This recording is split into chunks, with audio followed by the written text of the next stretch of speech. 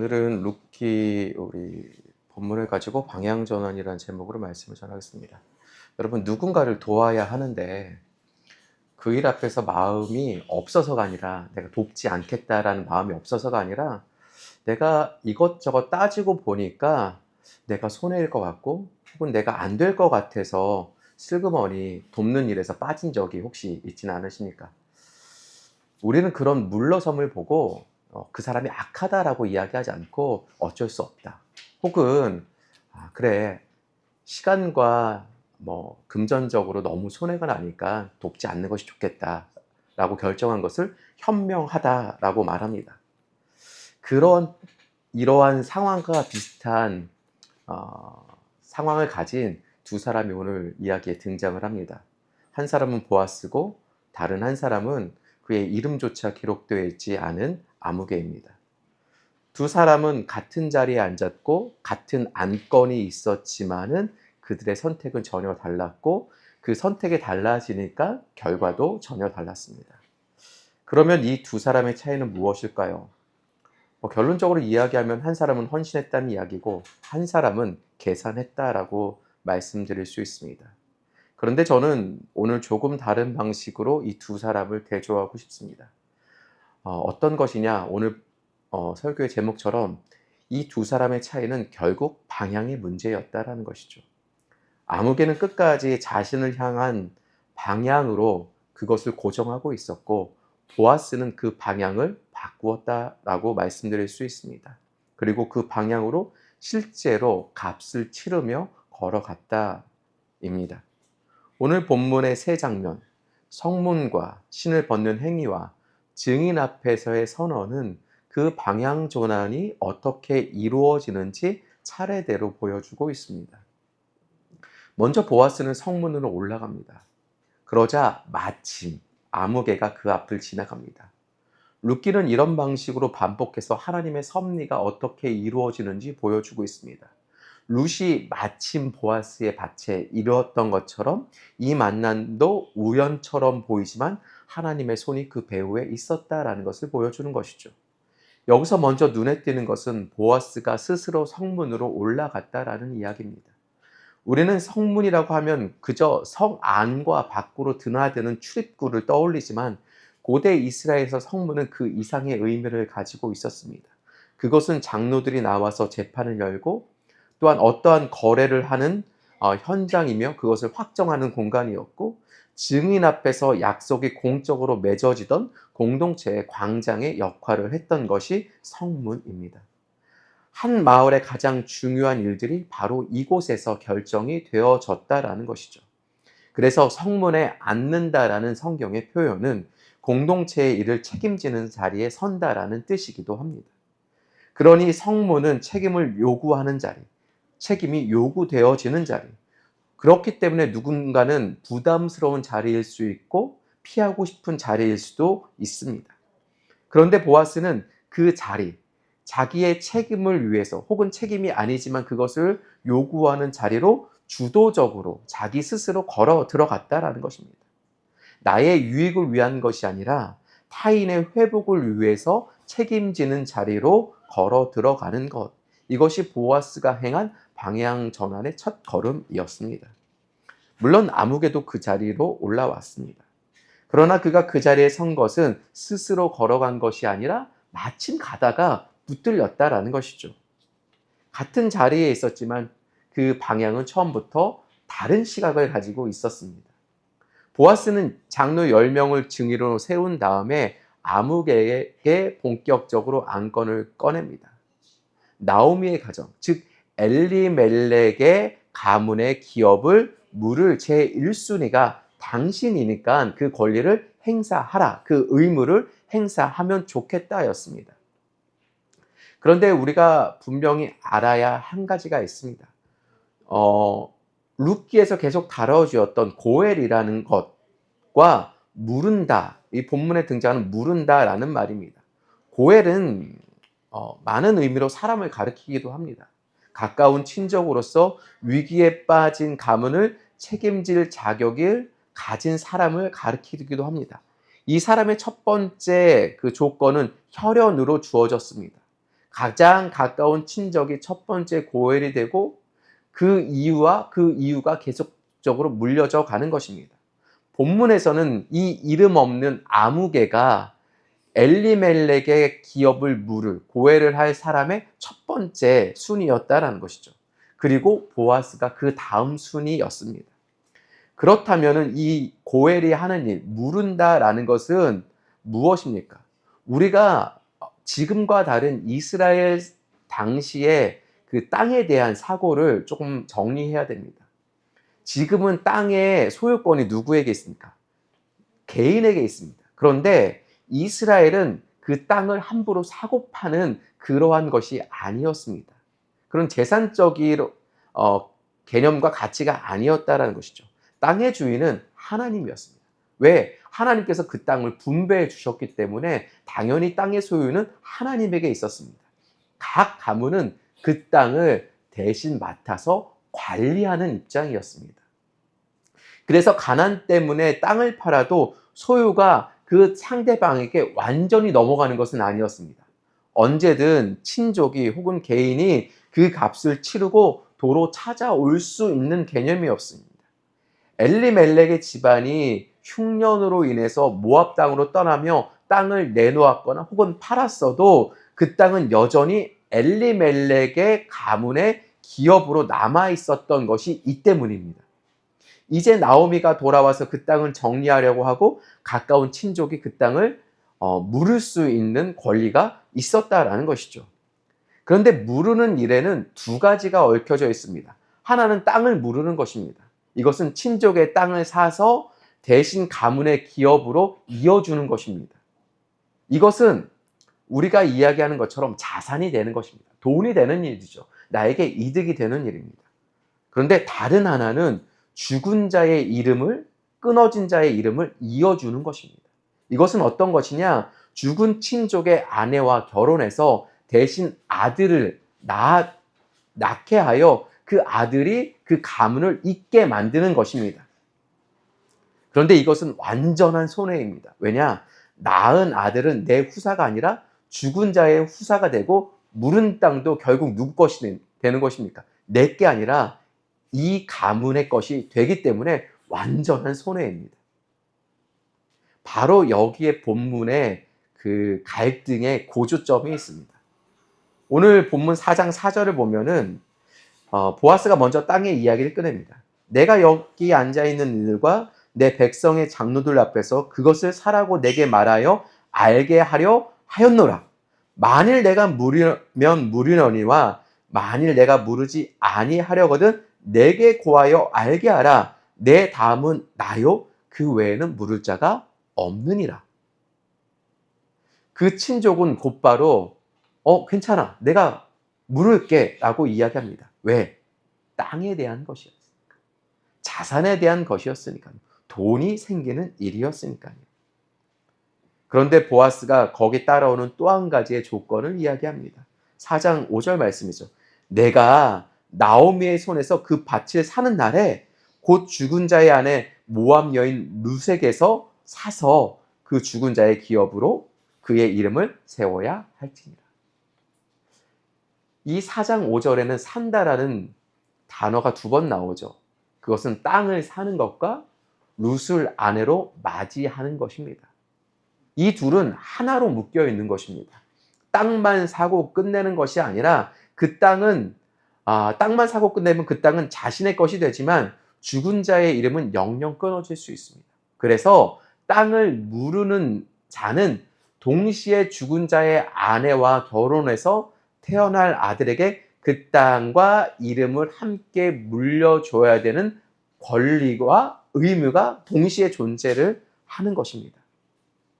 룻을 아내로 맞는다는 것은 사람을 물건처럼 산다라는 것이 아니라 끊어진 가문을 잇는 책임을 통째로 떠맡는다는 것을 뜻하는 것입니다. 여러분, 이제 여기까지 오니까 완전히 계산이 달라집니다. 땅은 자기 소유가 되지 않고 오히려 내 주머니에서 비용만 치르게 되는 것. 그러니까 아무개는 곧바로 입장을 바꾸죠. 4장 6절 보시죠. 나는 내 기업에 손해가 있을까 하여 나를 위하여 물으지 못하노니 내가 물을 것을 내가 물으라. 나는 물으지 못하겠노라.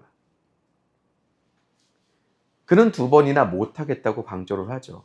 이유는 단 한 가지입니다. 내 기업에 손해가 생긴다는 것입니다. 생각해 보십시오. 고엘입니다. 고엘의 자격을 가지고 있었습니다. 이득이 되는 무르기는 기꺼이 하려고 했지만은 손해가 되는 무르기에는 발을 빼는 것이 사람의 마음입니다. 자기에게 유리한 절반만 취하는 것, 그것은 악한 것이 아니라 그것은 현명한 것입니다. 그것은 괜찮은 선택이고 어쩔 수 없는 것처럼 보입니다. 그런데 고엘의 자리에 앉아 있긴 했지만 고엘의 방향으로는 끝까지 하지 못한 책임은 따른다는 것이죠. 그리고 아무개가 신을 벗습니다. 당시 관습에서, 오늘 성경에서 보았듯이 당시 관습에서는 신을 벗는 행위는 그 권리와 자격을 공식적으로 포기하는 것을 뜻합니다. 신을 벗는다는 것은 단순하게 의식으로 공적으로 행하는 행동일 수 있지만은 저는 이 뒤에 있는 의미, 나는 이 방향으로 걷지 않겠습니다라는 선택 또한 그가 이야기하는 것입니다. 자신을 향한 방향을 끝까지 고수한 결과 타인을 향해 갈 수 있는 그 어떠한 것도 하지 않겠다라는 선언이라는 것이죠. 오늘 우리가 룻기서를 살펴보지만은 신약 시대로 넘어오면 이러한 비슷한 선택을 한 사람이 마가복음에도 등장을 합니다. 그 사람의 이름도 한 부자입니다. 부자 청년입니다. 한 부자 청년이 예수님께 달려와 무릎을 꿇고 묻습니다. 선한 선생이여, 내가 무엇을 하여야 영생을 얻으리이까? 그는 영생에 관심 있는 진실한 사람이었습니다. 그리고 계명을 어려서부터 다 지켜온 사람이었습니다. 본문의 그 순간을 이렇게 기록하죠. 마가복음 10장 21절에서 22절 말씀입니다. 제가 읽어드리면요.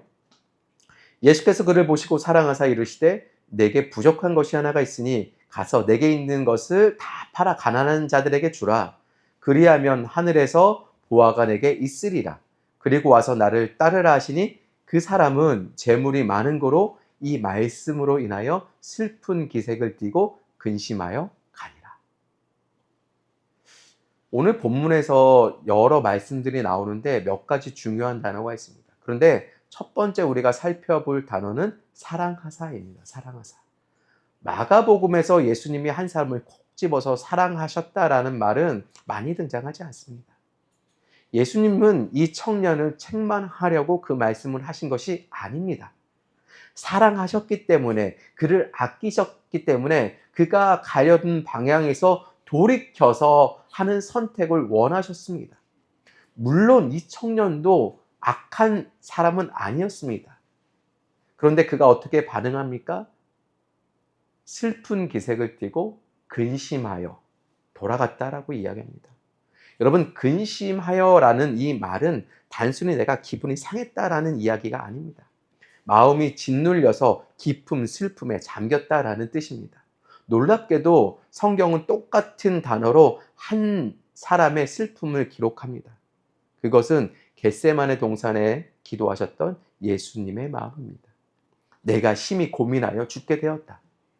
같은 무게의 슬픔이었습니다. 그런데 그 슬픔 앞에서 두 사람은 전혀 다른 선택을 했다라는 것이죠. 부자 청년은 자기가 가진 것이 많은 거로 근심하여 그 슬픔을 안고 가야 되는 길에서 돌아서서 갔다고 하면은 예수님은 우리를 살리시려고 그 슬픔을 안고 십자가의 길로 가셨다라는 이야기입니다. 같은 슬픔인데 한 사람은 그 앞에서 물러섰고 한 분은 그것을 끌어안고 끝까지 걸어가셨습니다. 그 갈림이 바로 방향이었습니다. 부자 청년도 아무개도 마찬가지였습니다. 나에게 생길 손해 앞에서, 가진 것 앞에서 끝내 자신을 향한 방향을 돌리지 못했다라는 것이죠. 그러나 같은 손해 앞에서 정반대의 길을 선택한 사람이 보아스입니다. 보아스는 그 권리와 의무가 자신에게 왔을 때 그는 아무개처럼 신을 벗지 않았습니다. 손해를 알면서도 그 방향으로 걷기로 했습니다. 아무개가 물러나자 보아스는 장로들과 백성 앞에서 선언을 합니다. 오늘 4장 9절에서 10절 말씀입니다. 우리 오늘 4장 9절에서 10절 말씀을 한 목소리로 다시 한번 읽어보면 좋겠습니다. 읽겠습니다. 시작. 보아스가 장로들과 모든 백성에게 이르되 내가 엘리멜렉과 기럨과 말론에게 있던 모든 것을 나오미의 손에서 산 이래 너희가 오늘 증인이 되었고 또 말론의 아내 모압 여인 룻을 사서 나의 아내로 맞이하고 그 죽은 자의 기업을 그의 이름으로 세워 그의 이름이 그의 형제 중과 그곳 성문에서 끊어지지 아니하게 하매 너희가 오늘 증인이 되었느니라 하니. 아멘. 보아스가 책임을 지겠다고 이야기합니다. 그런데 그 대상은 모압에서 모든 것을 잃고 빈손으로 돌아온 엘리멜렉의 가문에 남아있는 자 나오미였습니다. 여러분, 나오미가 처음 베들레헴으로 돌아왔을 때 많은 사람들이 나오미를 아는 척하고 환영해 주었을 때 나오미가 했던 말을 기억하십니까? 나는 말하라. 나는 더 이상 나오미가 아니라 나는 말하라. 나는 괴로움이라. 그리고 정말 남편도 없고 이스라엘 민족도 아닌 모압 여인 룻이었습니다. 세상의 눈으로 보면은 이 사람들은 이 보아스가 계속 채워줘야 되는 사람들입니다. 아무개가 계산기를 두드리고 물러선 것도 바로 이 채워줘야 함이었습니다. 그러나 보아스가 방향을 바꿔서 걸어 들어간 곳은 이 빈손들이었습니다. 그가 값을 치른 땅은 그의 것이 아니라 그 두 사람의 끊어진 삶이었다는 것이죠. 보아스의 이 선언은 단순히 거래가 완료되었다라는 통보가 아닙니다. 그것은 방향을 공동체 앞에서 공적으로 확인하는 행위였습니다.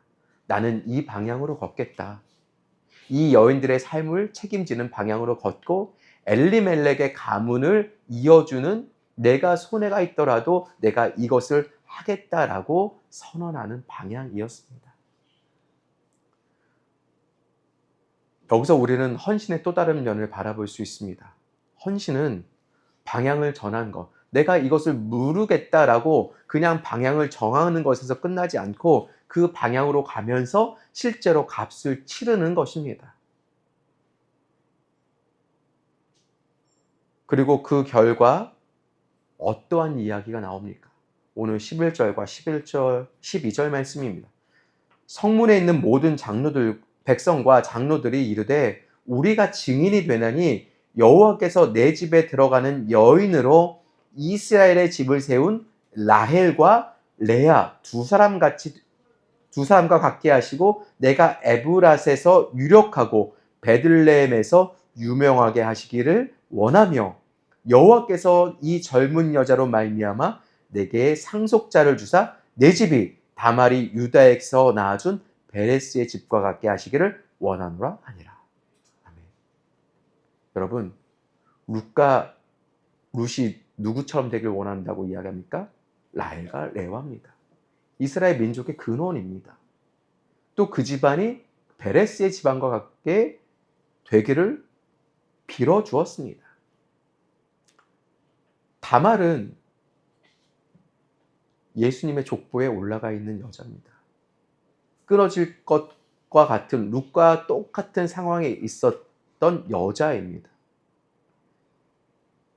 하나님은 이러한 자들을 통해서 하나님의 구원의 역사를 써 오셨던 것입니다. 보아스가 방향을 바꾸고 값을 치르며 걸어간 그 자리가 메시아의 계보가 열리는 자리였다는 것이죠. 다윗의 열조가 열리는 자리였습니다.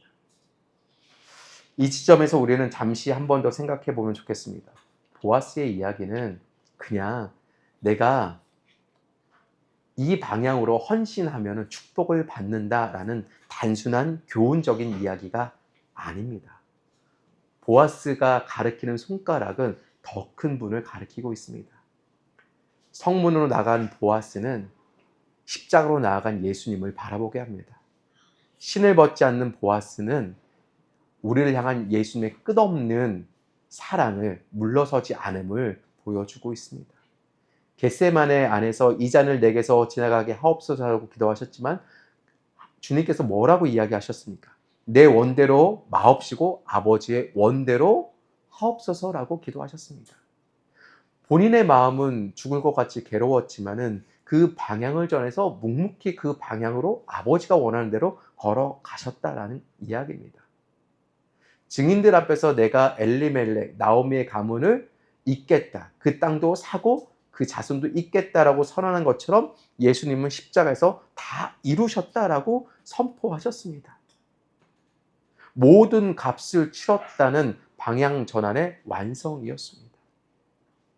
어떻게 보면 사랑하는 성도 여러분, 우리는 영적으로 나오미와 룻과 같은 자일 수 있습니다. 기업도 없고 소망도 없고 돌아갈 것도 없는 자들이 우리의 본질 아니었습니까? 그런 우리를 향해서 예수님이 방향을 바꾸셨습니다. 사도 바울은 그 방향 전환을 이렇게 노래했습니다. 빌립보서 2장 6절에서 8절 말씀인데요. 우리 한번 찾아보시면 좋을 것 같습니다. 찾으셨으면 한 목소리로 한번 읽겠습니다. 시작. 그는 근본 하나님의 본체이시나 하나님과 동등됨을 취할 것으로 여기지 아니하시고 오히려 자기를 비워 종의 형체를 가지사 사람들과 같이 되셨고 사람의 모양으로 나타나사 자기를 낮추시고 죽기까지 고통하셨으니 곧 십자가에서 죽으심이라. 아멘. 사랑하는 성도 여러분, 주님은 자기를 비우셨다라고 이야기하십니다. 가진 것을 남김없이 쏟아 텅 비게 했다는 이야기입니다. 자기를 비우셨다라는 것은 하나님과 동등된 그 영광을 버리고 그 영광을 움켜쥐고 가셨다는 것이 아니라 그 영광을 다 버리고 우리와 같이 되셨다는 것을 이야기합니다. 이것은 가장 높은 곳에서 가장 낮은 곳으로 임하셨다라는 겁니다. 그것이 어디까지요? 십자가에서 달려 죽으시기까지. 하늘에서 이 땅으로 영광에서 십자가로 자신을 향하지 않고 우리를 향해서 주님은 걸어오셨습니다. 그리고 그 영광된 하나님이 직접 고통당하시고 십자가에서 못 박히고 피 흘려 죽으심으로 그 모든 값을 치러 주셨다라고 이야기합니다. 집에서 가슴을 졸이며 기다리던 룻에게 보아스의 선언은 나오미에게는 이 보아스의 선언이 복음이었던 것처럼 다 이루었다는 예수님의 선언이 바로 우리에게 복음이 된 것입니다. 보아스의 헌신이 아름다운 이유는 이것을 통해서 주님이 행하신 일을 바라볼 수 있기 때문입니다. 그리고 그 복음 받은 우리가 이제 어떻게 살아야 하는지 보아스가 걸어간 그 방향이 우리에게 교훈을 주는 것입니다. 사랑하는 성도 여러분, 우리는 어떻게 걸어가시겠습니까? 어떻게 헌신하시겠습니까? 헌신하십시오라고, 그 방향으로 걸어가십시오라고 이야기하면은 종종 거창하게 들립니다. 무언가 대단한 결단을 해야 될 것 같고 특별한 희생을 치러야 될 것처럼 느낍니다. 보아스처럼 그 땅을 사야 되는 재물이 있어야 될 것 같고 그 가문을 이어야 할 숙명적인 의무감을 느낄 수도 있습니다. 그런데 오늘 본문이 이야기하는 것은 그것보다 훨씬 더 구체적이고 훨씬 더 일상적인 것입니다. 그냥 우리가 주님께로 가기로 우리가 방향을 선택했다면 매일매일 그 자리에서 주님과 어떻게 동행하는지 고민하고 동행하기 위해서 우리가 버려야 될 것을 위해서 값을 치르면 되는 것입니다. 그렇기 때문에 오늘 나는 스스로 물어봐야 됩니다. 지금 내 시선은 어디로 향하고 있는가? 내 관심이, 내 에너지가, 내 하루가 누구를 향하고 있는가? 나를 향하고 있는가? 아니면 주님을 향하고 있는가? 우리는 주님을 주님으로 우리의 시선이 향하기 때문에, 마음이 향하기 때문에 내 이웃을 사랑할 수도 있는 것입니다.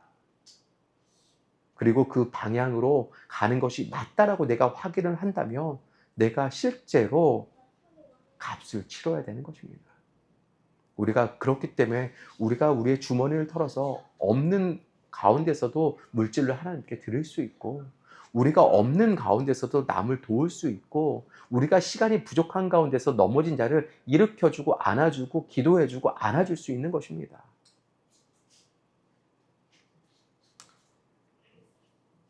여러분, 이것에 대한 동기를 다시 한번 기억하십시오. 잘하면 축복받는다가 아닙니다. 잘하면 축복받는다가 동기라면 그것은 결국 또 다른 형태의 내 방향이라는 것입니다. 복이 자신에게 돌아오기 위해서 헌신하고 그 방향으로 포커싱했기 때문입니다. 우리가 방향을 바꾸는 유일한 동기는 다시 한번 기억하십시오. 복음입니다. 요한일서 4장 19절에 이렇게 이야기합니다. 우리가 사랑함은 그가 먼저 우리를 사랑하셨습니다. 여기서 우리가 놓지 말아야 될 때는 사랑보다는 먼저입니다. 먼저. 요한이 사랑하라고 명령하기 전에, 주님이 사랑하라고 명령하기 전에 주님이 우리를 먼저 사랑하셨다라고 선포하고 있는 것입니다.